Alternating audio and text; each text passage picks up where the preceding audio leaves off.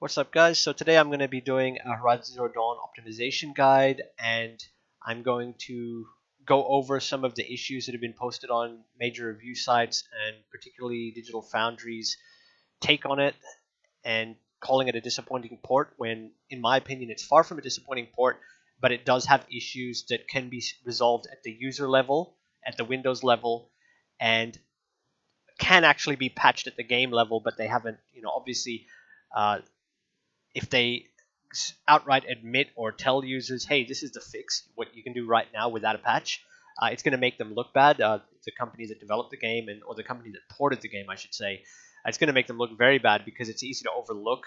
And basically, it's to do with the game optimization in regards to CPU and GPU utilization and the API, which all of that communication together should result in the CPU holding its turbo speed during intensive gameplay that requires the CPU.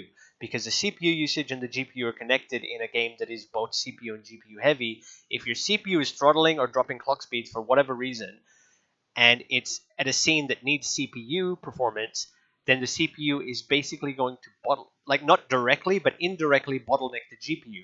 Because the GPU can only push as many frames as the CPU is also pushing.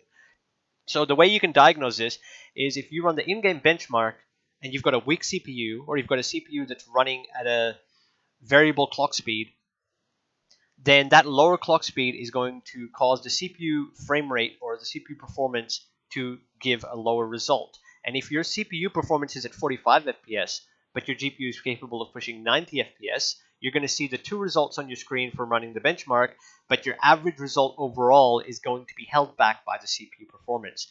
So if you've watched the Digital Foundry review, I'm not actually picking at these guys. I just think that it's something that's been overlooked.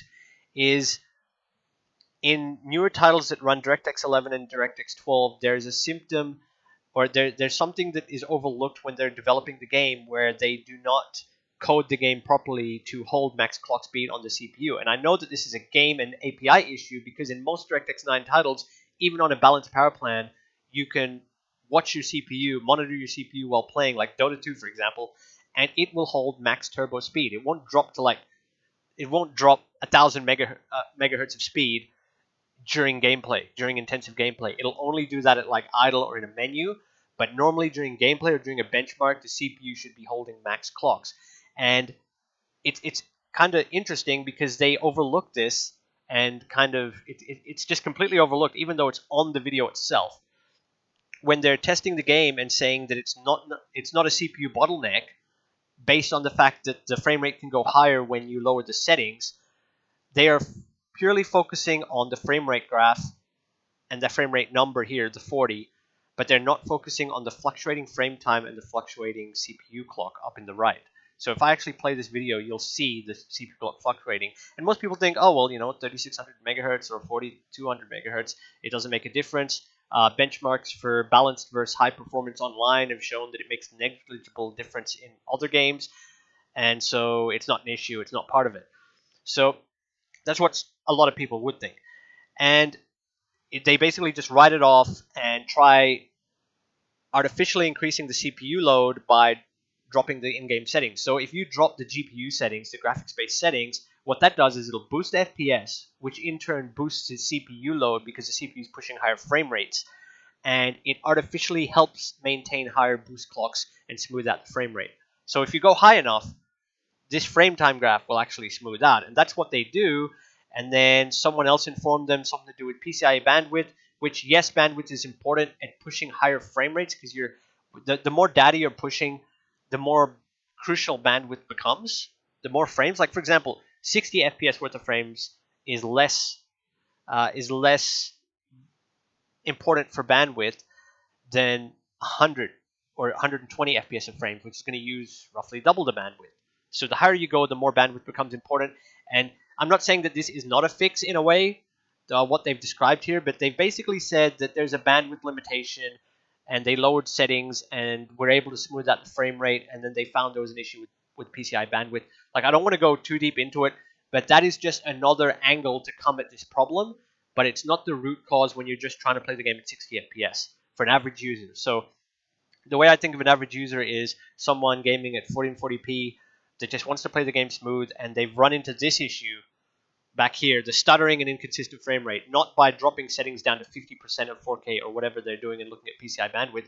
Let's just pretend you're running an optimal PCI bandwidth of PCIe 3.0 times 16, which is pretty standard for most, if you've got your GPU in the first slot and you're running into stuttering. And even though the frame rate looks stable, as you can see here, it's holding 40 or it's holding 60. If you're getting, actually on this scene, it looks perfectly fine, but they were saying there was a periodic stutter, which I can also address. As you can see here on the frame time graph. Oh, wait, I didn't watch it for long enough. They also pointed out a periodic stutter issue here. I don't know if it's going to come up again, because it's different parts, and I haven't bookmarked these videos, but as you can see here, there's another frame rate. Yeah, there it is. That's like a periodic stutter. They said it was happening every X amount of time. This is actually a symptom of high VRAM usage that happens in other games. Now, they're not showing the proper overlay. It's kind of frustrating because I could actually point it out here if it was showing how much VRAM usage the game is actually using. But in games that use a high amount of VRAM, the devs or whoever ported the game have to set a VRAM scale for particular types of hardware. That's what happens when the game optimizes itself on first run.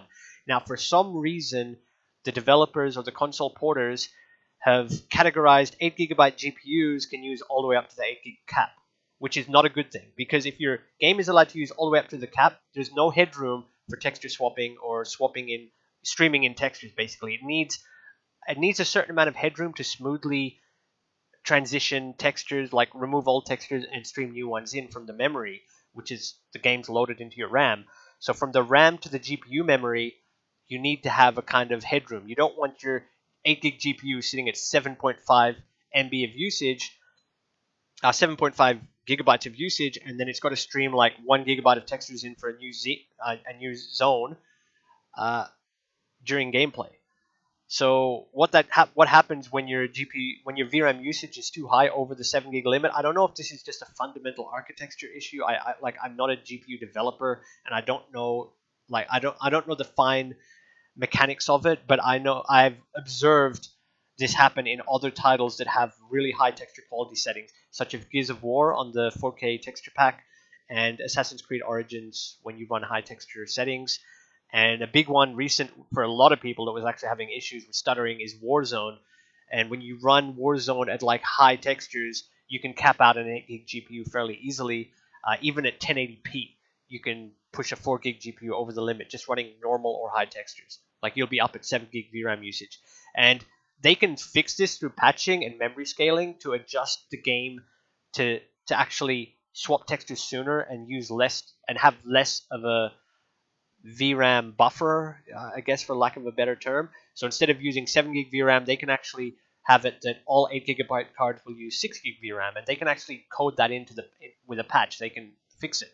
But the only other workaround, if you don't have a patch if they haven't patched the game, is to use memory scaling or in-game texture settings and resolution settings to drop the VRAM usage, and that will eliminate periodic stutter that they point out with the RX 5700, which is what I own, and it's also why I was able to diagnose this issue and reproduce it myself.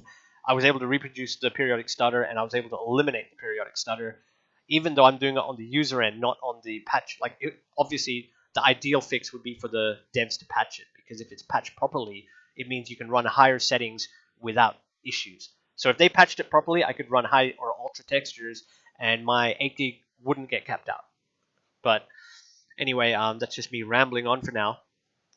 So what I'm going to do is, I've started the game, I've left it at default. So I've left it on the default borderless. I'm at 3440 by 1440, so the VRAM usage is a little bit inflated, but you can see here, it's using 5.6 gig. And under graphics, I've got the texture set on low. So you can see this looks beautiful, even on low settings, because low texture, the way textures work in this game, the Digital Foundry did point it out, is it's like background LOD. It's like a very subtle change.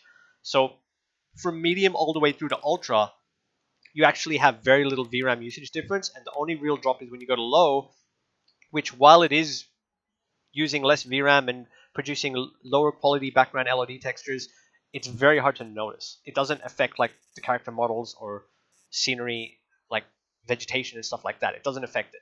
So you can run low and still have a great looking game, but you've dropped your VRAM usage. Now I'm going to put this up to ultra and hit apply. And we'll see if we can get some stutter to show up. You can already see the frame rate's not that stable for this cutscene. But it is a cutscene, so it's kind of fixed. Cave? Okay, so now I'm in the cave, and look at that frame rate. I'm at 46, and my VRAM usage is at 7.2 MB, which is 7.2 gig. That is way too high for a RX 5700. Even though the RX 5700 has 8 gig, I just want to stress, you don't want to be pushing 8 gig just because you've got an 8 gig card. Same with 4 gig. I don't know if this issue is happening on lower VRAM cards, but if you can somehow monitor your usage, you can even install a program like GPU-Z. I'll just give you guys a demo here because GPU-Z is very small and easy for most users to check. It's like a really tiny program. Just go to sensors, and down at the bottom, not system memory, that's your RAM. You don't want to be looking at your DDR4 RAM. You want to be looking at your memory controller or memory used and memory dynamic. So a combination of this is basically your VRAM and also what's being used at the Windows level. So I can't tell you what's the exact number, but a combination of these two. So I could already be pushing 8 gig with just the game running and nothing else. Oh, Chrome in the background. So even having Chrome in the background with hardware acceleration will drive your VRAM usage up. So right now it's got a dynamic 988. I'll try closing that video. I'm not 100% sure if that will drop it. Not quickly enough anyway. It went down a tiny bit. But you can just see here I'm using a large amount, and you can also check in here task manager, performance, go to GPU, and it also has a dedicated memory usage and shared usage, but it doesn't tell you the specific amounts that easily. Here we go. So 7.3 GPU memory out of 8 gig is being used, and then there's a shared GPU memory, which is I can't like describe this properly. It's to do with the system RAM and your GPU is the best way I could put it. That there's like a swapping area that the system's using between, maybe also shared with Windows might be another way to put it, because Windows needs a certain amount of memory for itself. But just take a look at that. So you can see here I'm already exceeding 8 gig, which if the game needs 7.5 and I'm already past 8 gig in total between the dedicated and shared, that means I'm texture swapping. Yeah, so if you combine these two numbers, I'm at 8.3 gig of usage and I've got an 8 gig card. So if I go back into the game, a symptom of texture swapping is frame rate spikes. So if we look at the frame time graph, there will be a periodic spike to the frame latency.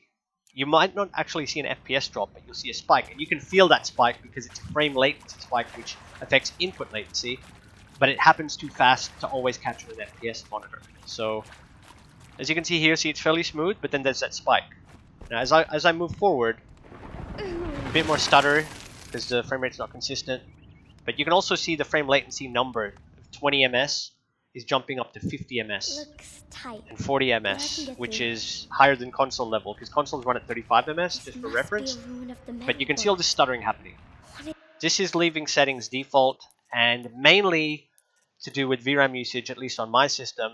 And watch what happens when I lower the VRAM usage, which medium will not do it. If I click apply on medium, you can still see the VRAM usage is still 7.3 gig, very, very high. And alt-tabbing out can sometimes help reset that VRAM usage number. But we just gotta wait for the game to also adjust texture settings. But you can see, yeah, there's the spikes again and the stuttering. Now, what I'm gonna do is I'm gonna drop the VRAM usage down to low. And look at the VRAM usage now. The game still looks basically the same. Okay, but look at the VRAM usage. It just dropped a whole gigabyte. Over a gig. It dropped from 7.2, it dropped down to 5.8 gig VRAM usage, and now look at the stutter. It's still happening a little bit, but I'll just move forward a bit to load up a new area because it could still have some of those older files running. And I haven't done all the fixes that I'm that actually resolve this issue completely yet. I have not done all of them. Okay. Just gonna go to a new scene. I might have to reload the game actually to fully fix this, but What's that? you can, at least at the top right, you can see how the VRAM usage drops significantly. It sometimes takes some... Sorry, I was coughing, I've got the COVID. It sometimes takes some time for this setting to take effect properly. You might have to even reload the scene, which I don't want to actually do. I want to just load new scenery, which will fix the problem as well.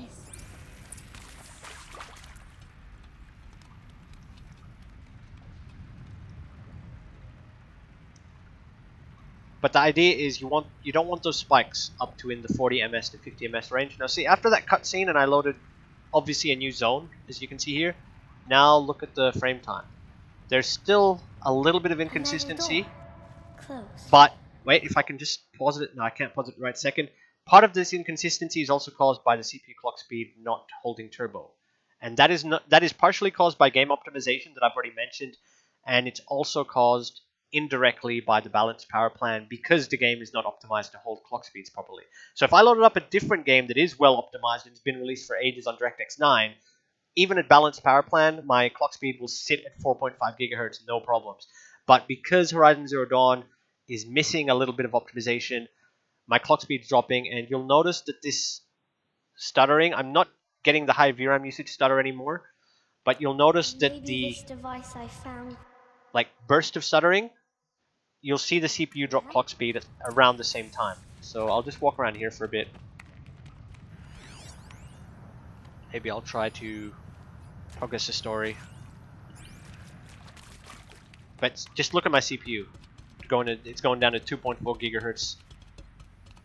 And yeah, 3.6. I've basically left my CPU at default in terms of power saving options. So I have got it overclocked to 4.5, but if I was running it at the stock speed out of the box, this clock speed fluctuation is normal for a CPU with power saving options enabled that are enabled by default, unless you disable them. So this is what a lot of users, part of the reason a lot of users will be getting inconsistent performance.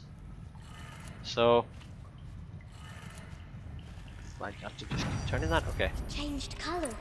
So I'm gonna basically troubleshoot the game live and show you guys, well not live, but this is pre-recorded, but to show you guys how to fix all this. The door changed color too.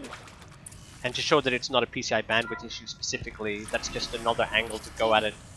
I actually want to get the game running at the settings I play at, smoothly, without stutters. So just progress a little bit. I haven't got a save. I didn't make manual saves. I'm much further into the storyline on my main save. So in order to get to some of the early game scenes to show you guys how the game actually runs, I have to... The one I found. Do I have to really read this? Yeah, I do. Skip. Happy birthday, Isaac. Daddy sure does love. In order to show the troubleshooting, actually I can probably do some of it right now, and you'll see this frame rate smooth out live on video. So by default, VSync is on, which stops the FPS going above your monitor refresh rate. My refresh rate's 100, so that's not really helpful to me, and it's kind of unnecessary if I'm not pushing anywhere above my refresh rate. So you can just turn that off, and it's part of the diagnostic process. You want VSync off when testing if you're running above 100 Hz. If you're running closer to 60 FPS, I don't think VSync matters that much. You could leave it on, because capping your FPS to 65 VSync will introduce a bit of input latency, but will still have the same end result in terms of smoothing out frame rates. So it's an option for you. You can either turn it off and cap it manually, which I recommend, or you can just leave it on if you're running a 60 Hz monitor. It's much of a muchness though. I don't think it's a massive deal, but for peak performance, turn it off. And then display mode default is borderless. You want to set it to full screen, which can also help holding CPU clock speeds. So that might be a kind of middle ground fix, but it's not a sure fix. You might still get the fluctuation. As you can see here, my turbo speed's supposed to be 4.5. And we'll see if it's still dropping a little bit on full screen. Full screen does help the game gain control over Windows. So no, it's still dropping. Look at all that stutter. Okay, that's horrible. You don't want that. So this is what's caused those reviews saying it's a bad port, like a disappointing console port. Okay, and the devs, I don't know why they haven't released an announcement. They said they're working on it, but just straight up honesty, guys. How many users do you think are actually running a balanced power plan, including myself when I first tried this game, and many other users that have just installed Windows? Everyone is running a balanced power plan unless you've purposely set it to high performance to force it for whatever reason. But because of reviews showing that balanced saves power, saves money, and runs just as good as high performance in most games, I think myself and a lot of other users would have seen those reviews and just ran their balanced power plan to save power and save running max clock speed at the desktop, which is fine. That's like what you want. But when a game has an issue where the clock speed is not holding, then it does matter. And just because the game wasn't ported well enough to hold clock speed doesn't mean we can't fix it on our end, just in terms of playing the game. Because what's so hard about changing to high performance?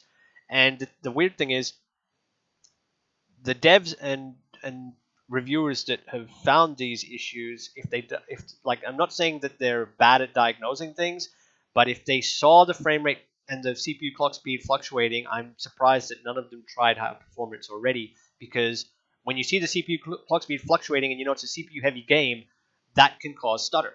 That's just like a given. So I'm surprised that none of the basic recommendations on the big review sites or by the devs themselves, instead of saying, like they said they're working on the issues and trying to patch them, but in terms of the frame rate consistency and game performance, I'm surprised none of them have just straight out said, make sure you're running a high performance power plan. Because I'll fix it live right now. Like, I'm replicating this for the second time from my first attempt. So look at all that stutter. Okay. Power plan. Choose a power plan. I'm unbalanced. I'm going to go to high performance, which will force my clock speed to turbo. And now I'm going to move the mouse around the same way. And look at my clock speed now. It's holding 4.5. And my frame latency is staying under 20. And my FPS is up at 60, 70. So because my CPU is not fluctuating anymore, my FPS is higher. So I wasn't even checking my FPS before. But if I go back to edit, or change power plan, I should say. If I go back to balanced, maybe the FPS was already at 70 here. I don't know for sure. No, 69, 62, 63. Obviously, that stutter is also FPS drop. That's what the frame latency stutter is connected to. But you can see here, 60. If I run a bit of an FPS monitor here for you guys, I'm getting 0.1s at 26, average of 69, minimum of 62. I'll reset it right here and just move the camera left and right. So I reset the FPS counter right now, off and on. Okay, 1% and 0.1. That is horrible. 20 FPS. Okay, so I can't fake this. This would be super hard to fake even if you were a good editor. Okay, and I'm gonna keep the game running. I wish I could keep it running on. Maybe I can do it in borderless actually. Like, even though I wanted to demonstrate how full screen runs better. If I switch it to borderless, yes. So then I can't fake this. Okay, switch it to borderless. 20 FPS, 1%. And now I'm going to switch to the high performance power plan live on video. And then reset my FPS counter. Boom. 1%, 0.1, 43. So double. I've doubled my, from changing power plan, I've doubled my 1%, 0.1. The FPS is only at 50. That is partly due to running in borderless mode, which I will change away from now. But I just wanted to prove a point that one setting is causing a lot of frame rate inconsistency. So as you can see here now, changing to full screen has also helped boost my FPS closer to 60 plus. And I haven't even gone through other optimizations yet, but that is a big one. And if I turn the graphics back to medium, which will boost my VRAM usage, I was on 6.1 gig, and now on medium I'm straight back up at 7.2. Let's watch that periodic stutter appear again every X seconds. Like, I'm not going to count the exact timing, but see that? That's periodic stutter from high VRAM usage. Same thing happens in How did Warzone. they die Same here? thing happens in Gears of War with What the happened? high resolution texture pack. And yeah, Warzone and Gears of War, and also Assassin's Creed, but I think they patched it after a few months of release. It's kind of like not a priority, I don't know. And in Warzone, there's actually a configuration file edit where you edit a configuration file for memory scale. Quiet. For memory scaling, and if you edit this configuration file in Warzone for memory scaling, it reduces your GPU usage even if you're running high quality textures. So that's the true fix that you'd want the devs to do for this game. So then you can run those high resolution background LODs. But to be honest, unless you really look at the background with a magnifying glass, you can run low textures just fine. The game still looks great, and it still looks on par with console, if not better. So with much higher frame rates. So I wouldn't worry about the texture thing too much since it's not a big deal, but run low textures to get rid of that periodic stutter. As you can see, I've just replicated it while recording. There we go. Okay, skip these cutscenes. I don't want cutscenes, please. So here we go. This is another part that they tested. Come, gather its berries in your pouch. But you can see the high VRAM usage is causing periodic stutter. Aloy, come now. Gather the berries. Even if the stutter is not huge spikes, it depends Good. on the scene that Now you're eat in. the berries. But you can see the game looks great, even with these settings. If I set the graphics to ultra, let's see if those rocks look any better. I don't think it'll do it live on video. Save You your have to like go life. to a new scene. Always keep your pouch full of medicinal berries, flowers, and plants. Where are we? But for me, it's such a subtle difference I don't even notice. So if I set that to low, This valley is just the a bigger part difference of is the All VRAM Mother's usage. embrace. Right. So we'll The watch that North periodic stutter watches go these away lands as I get and through keeps this out the zone. most dangerous machines, usually. But yeah, this is an amazing game, like regardless of porting issues and optimization issues. The fact that some of these big problems can be resolved user side though is massive. I think that all the review sites should cover this. Are they dangerous? I just wish my channel was bigger so All I could show machines are people and dangerous, will Aloy. help more people out. Their power must But be at the very respected. least, I know a lot of people will watch I will this be and beside hopefully you. share it, just so that people can see that you don't need to wait for a patch to fix your gameplay. A machine is coming. So Crouch and follow me into the tall grass. now I'm going to, so I'm on low, I'm on full screen. So that's the two main fixes, okay? But you can still see the frame rate still not perfect on in regards to console consistency, which only runs at 30 FPS, which is 35 ms. So where we are at half the frame latency, which is a good thing. Lower is better. We are at a much lower frame rate consistency. Oh no, it's chasing me. Kill it. I think you have to redo that scene actually if you get caught. Scene transitions will also cause frame time spikes. That is normal because you've gone from a completely Crouch and black follow me screen into the to a tall grass. textured screen, and the frame rate's not like doesn't need to run 100 FPS or 60 FPS on a black screen. That's why you get those spikes between cutscenes. Stay But still. that's not an issue. Like if you test other games that have cutscenes, you'll see the same frame time spikes. I wouldn't associate that with poor port performance and frame time consistency. Because the consistency is when you're playing. This is what matters. When I'm doing this stuff, or if I'm shooting or aiming, that is when you don't want frame time spikes, and I'm not getting any from actually playing. It's only those weird cutscenes, and sometimes when there's a quest item that drops that you have to pick up that's connected to a cutscene, that will cause a frame time spike due to the way the game's loading it. That can be optimized, but it's not a huge deal, because usually when you pick up those quest items, nothing's actually happening. Or it happens at the end of combat, not during combat. So, but as you can see, the textures are still great, even on low, because it's not all game textures that get affected. It's just a very hard to notice background texture. Seriously, follow Rost and he's not moving. Come on, Rost. Come, back this way.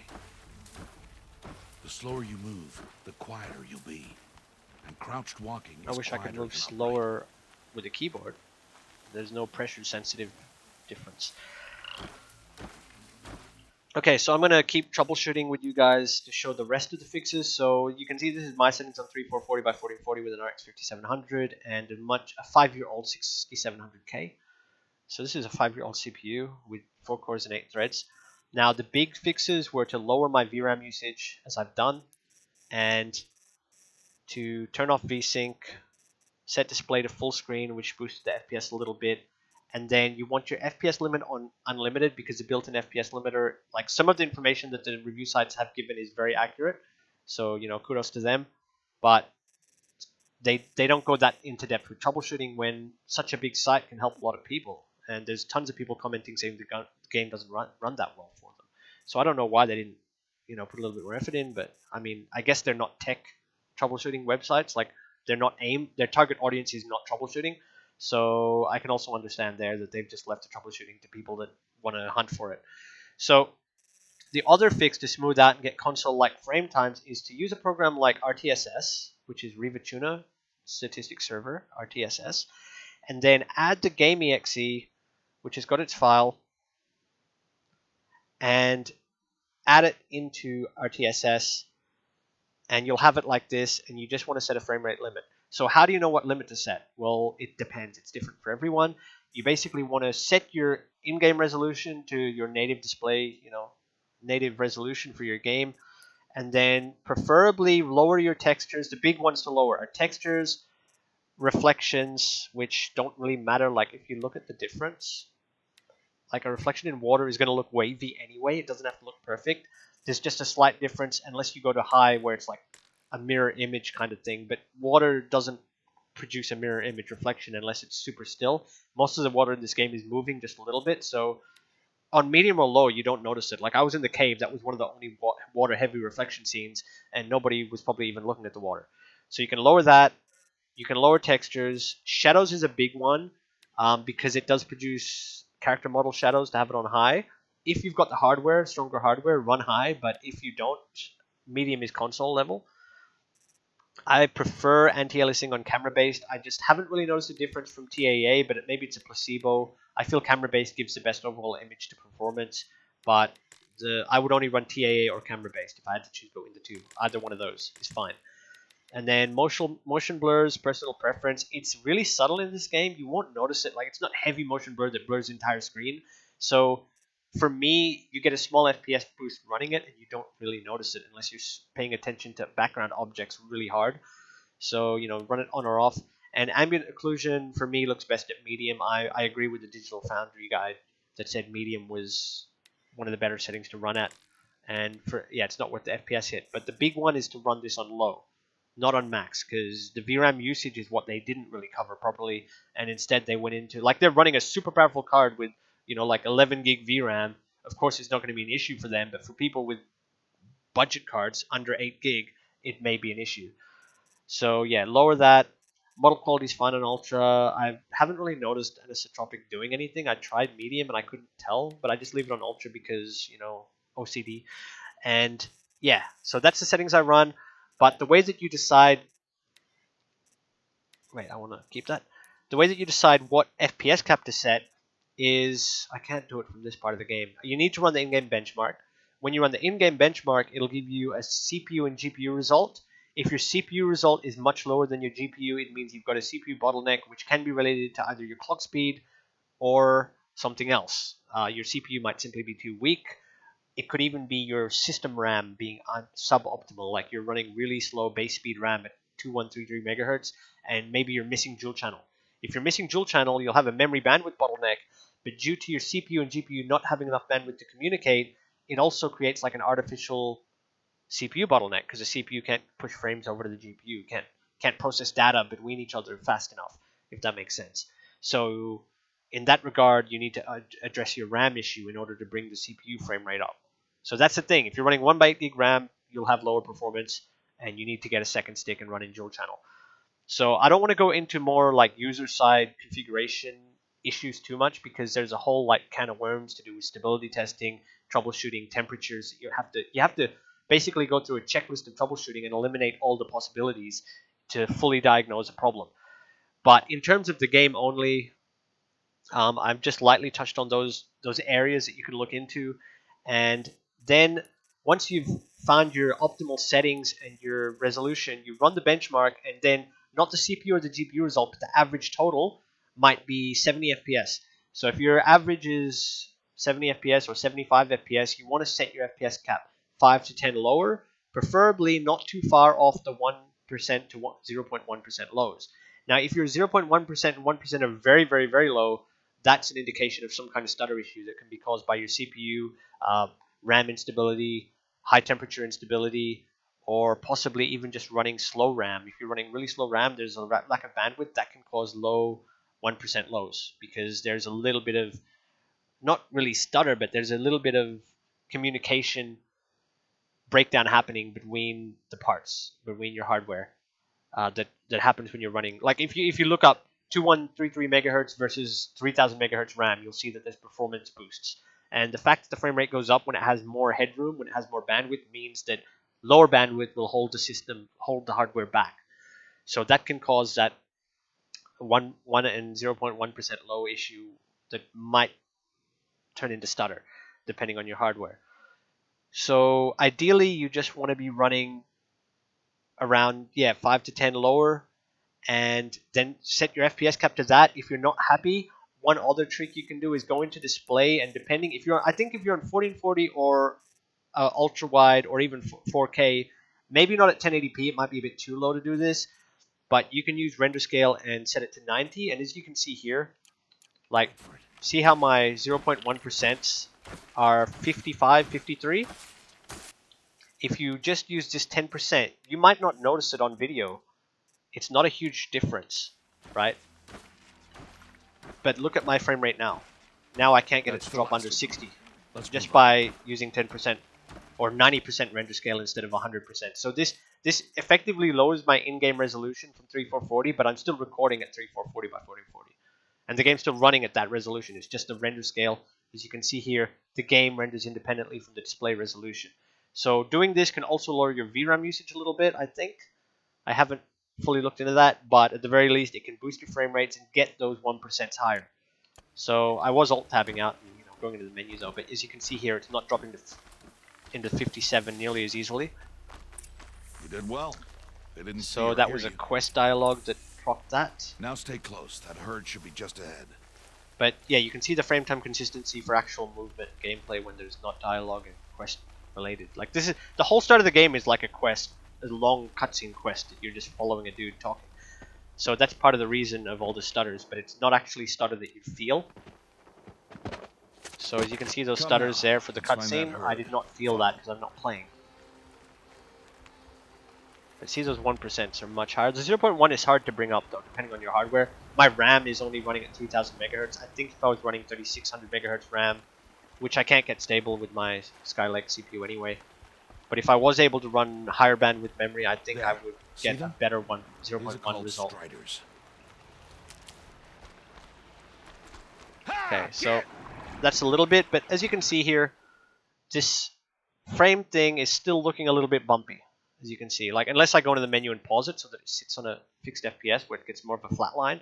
You want a flat line, basically, to show smooth frame consistency.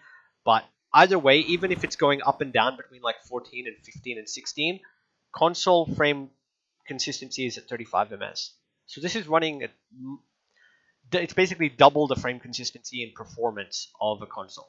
And somehow they're using that to complain about the optimization on the PC, which Why'd you chase them off? it's not really a point. To show you how. So now I'll set that FPS limit. I've already tested on my system and I settled on 65 because it's not too far off the 1% and 0.1 and it's under the average. So my average was 60, well, was higher, it was 70, 71, and now if I reset this, at 65, you can watch approach by stealth. Don't the worry. smoothness now We'll with catch the up with them FPS further cap. down the valley. But combined with all other fixes, though, you can't just throw an FPS cap on without doing anything else and expect it to run like this. It's with Now, everything I together. want you to find some rocks that fit the cup of your hand. Why? Do as I say, And I Aloy, and can, gather you the know, rocks. purposely try I to will show you how to use induce them. stutter Those by will do. being Follow. erratic with the camera. But the only stutter is going to happen when there's dialogue and cutscenes. Like, it's not actually a stuttery game that runs like crap. It's to do with a simple oversight on the CPU clock speed and game optimization that they can patch, but we can fix it our side, user side, and the game is not a bad port. Like, honestly, from playing it on my setup and going through steps that I know, you know, from troubleshooting other games, I was able to get the game running well. And it is a little bit anecdotal because I'm just one guy, but there's other users saying the game runs fine for them, and for all we know, they might have just naturally gone through the same steps because they're more advanced intermediate users than the average user that plays more casually. So, you know, not trying to be elitist or anything, but the users having no issues likely are running their CPU at a fixed clock speed, either through BIOS or through high performance power plants, and they likely switched to full screen mode, turned off VSync, and possibly even set an FPS cap. Though the FPS cap is not critical though. Seeing this thing flatline and look consistent is great. It's nice to look at. It's got a placebo effect of giving you the impression of super smooth performance. But you can run without a cap and have fluctuating under, like, have it fluctuating, but it's still under 20 ms and nowhere near what a console runs at, which is much higher. So, you know, this is Aloy, over here. This is how the game can run if you just do those few steps. There's And the you can herd. just see the typical, you know, cutscene spike, not a big deal. And I'm resetting the FPS counter between cutscenes so you can see how the game's actually running when I'm playing, because that's more important. I got seen by the thing. Okay, I'll reset it. F, distraction rock.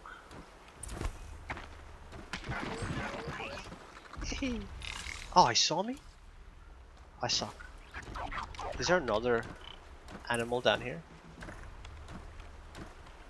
How did he see me? Is there another one? There's only one, right? Aloy, throw. Oh, he wants it near him. Sorry, I'm dumb. I forgot this scene. Wants it down here. Ah. There's a few people probably watching this screaming at me. Sorry about that. My mind's been on, like, doing this video because I was kind of leaving. I wasn't sure if I was going to do it, but after I posted on the Horizon subreddit and subsequently got banned for trying to help people, it kind of prompted me to just do a video so that I can help more people out. Because I was basically accused of being shilling self-advertisement when I don't actually try to get subs and spam my videos for subs. I don't do that. The only time I even post videos is when there's problems with games that I try to help people with. That's the time that I post more in-depth videos like this one. But when I shared my original, you know, consistent gameplay video, I was actually just trying to let people know that Kill so I can teach you how to make arrows. the game can run well on PC with that before a patch is even released. Good. Now. So see, that was a quest item, and see the frame rate spike? Or when I picked up that thing off the creature, that was a frame rate spike from picking up a quest that made him talk. That's why it spiked. But it wasn't combat, so just be aware. I need some ridgewood. Okay. Use the stalks as arrow shafts and metal shards Okay. for arrowheads. Good. You'll never run out of arrows if you know how to craft what you need. Can I just shoot Let's him put straight those away? arrows to use. Oh, it resets the Let's cutscene. put those arrows to use. Follow. I think I've got this set on ultra hard too. So yeah, thanks for watching, guys.